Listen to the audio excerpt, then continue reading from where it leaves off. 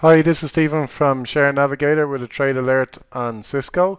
So you're looking at a 12-month chart on Cisco, and it's traded somewhere between $23 and $30 for the last 12 months. Now we have a 12 to an 18 month target price on Cisco of $30.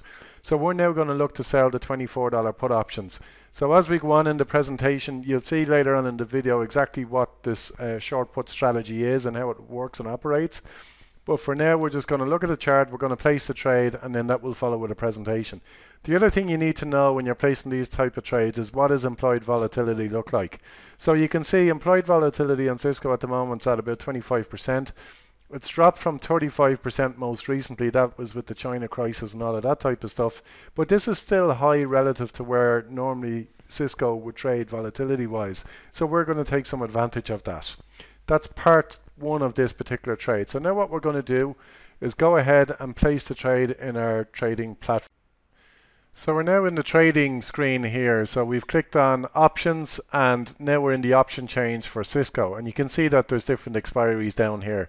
So we might be interested on October the 23rd, and you can see a number of strike prices, and we've calls on the left, puts on the right. We're interested in the $24 strike. Now this is in the pre-market. There's no bid and ask prices at the moment, but I just want to get the order ready to go into the system.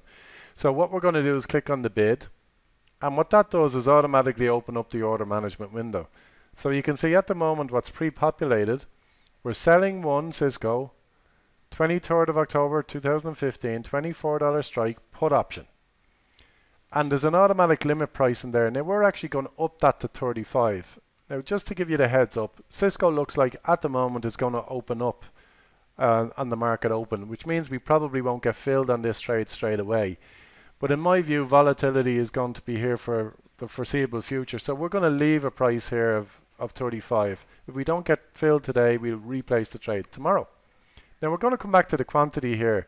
This is one contract. So remember, in the options market, one contract controls 100 shares of stock. We're going to control 300 shares of stock, so we type in 3. If you have a smaller account, you might stick with one contract. We're going to click on preview order. It's now saying to us, are you sure you want to sell 3 Cisco 23rd of October 2015 expiry $24 put options at a limit price of 35 cents. You're going to receive into your account via cash today. This is a credit, so you're getting it up front, $105. And the trading commission, they estimate, is going to be anywhere between $1.18 to $3.76 to place this particular trade. So if you're happy with that, you click on submit order, and the order will go into the system. So that's going to sit there, and when the market opens up later on, if we get filled, we'll just great. If we don't, we may amend that price. The lowest I would go on this is 30 cents to make it worth our while. So I'm going to explain now what are the mechanics behind this particular trade. What does the short put strategy mean? Okay, so what's the psychology for this trade? Well, we're bullish. In essence, what this trade means, we're getting paid to insure somebody else's shares at a cheaper price. If we don't own those shares at expiry, we will choose a strike price which is further out of the money. So in our Cisco example, we might have chose the 23 or 22 strike. If we are happy to own the shares at 24, well then you just choose that particular strike. If we were happy to own them at 25, we would have chose the $25 strike. So we can dictate the probability of success simply by choosing the strike price. We're mildly bullish on this particular trade. We'd be more bullish if we did, let's say, a bull call spread, or if we just bought the stock. It's a credit trade. We're getting paid up front to basically insure somebody else's shares. It's best placed when implied volatility is high. And that's the reason is we're getting paid higher to insure somebody else's shares, and we want implied volatility to then decrease. So how do we place the trade? Well, you've just seen it there. We sold the Cisco $24 October 23rd expiry put options at a limit price of 35 cents. So what's our rationale? Well, Cisco is trading at 26.01. We have a 12-month target price of $30. So we should be happy to own these shares at 24, which is the price we agreed to insure them at. Implied volatility is high at the moment, which means we're getting paid a nice premium. We're basically getting paid a 1.5% premium for agreeing to insure somebody else's shares at a much cheaper price.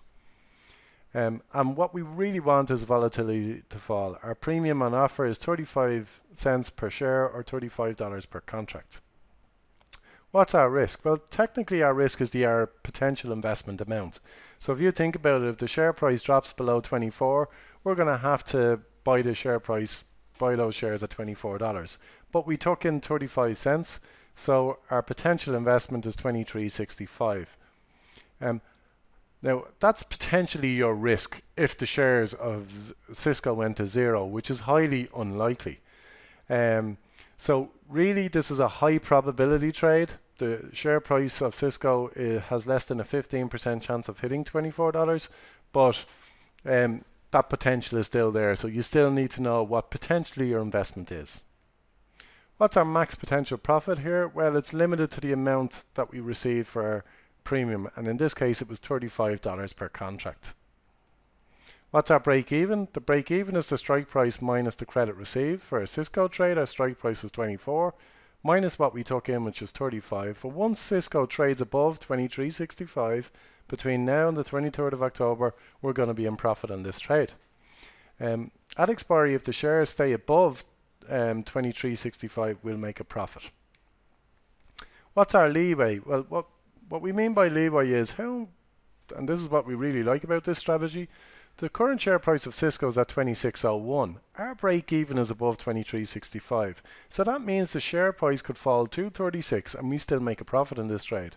That's why our probability is 85% in this trade, because we're giving ourselves an opportunity for the share price to actually fall. When you buy a stock outright, for example, if we bought Cisco today at 26, you know, you've no leeway to the downside, but with this short put strategy you do. That's why it's a less risky strategy than actually buying the shares outright. In fact, the share price would need to fall over 9% in the next month in order for us to be assigned. That can happen, but it only has a 15% chance of happening. What's the effect of volatility on this particular type of a trade? We benefit when implied volatility drops. That means we can actually buy back the options a lot cheaper than what we sold them for. The effect of time decay. Time decay is just the time value of an option, and as each day passes, the time value decays, which is positive for us on this particular strategy. So how do you go about picking a strike for this? Well, it really depends on your mindset. So for us on Cisco, we liked buying them at 24. That's why we chose the $24 strike.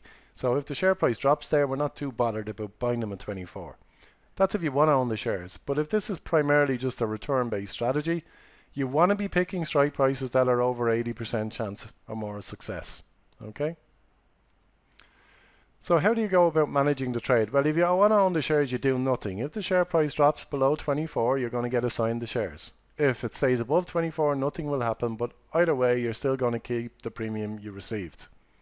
If you do not want to own the shares and the share price drops below 24, you can buy back the put option at a probable loss, or you can actually roll it out to another month for a net credit.